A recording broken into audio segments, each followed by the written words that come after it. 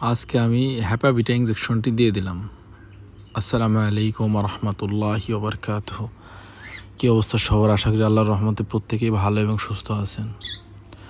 অভিজ্ঞতা 1% বললেই চলে, সেরকম কোনো অভিজ্ঞতা নেই। তো যতটুকু বুঝি ততটুকুর মধ্যেই চেষ্টা করি, ইনশাআল্লাহ সফলতা আল্লাহই দেবে। আমি ইঞ্জেকশন দিয়ে দিব আজকে হ্যাপাভিটা। তো গরু কিনে এসছি, আপনারা হয়তো বা ভিডিও দেখলে জানতে পারবেন। হ্যাপাভিটা ইঞ্জেকশনটি আমরা গরুর বডি ওয়েট অনুযায়ী দিয়ে দিব। ওজনটি মেপে নিয়েছি ফিতা দিয়ে, স্কেল নেই তো কী করব, সেই কারণে তো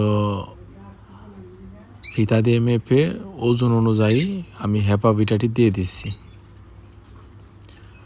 তো গরুর সুই সম্পর্কে মানে নিয়মকানুন সম্পর্কে অনেক কম ধারণা।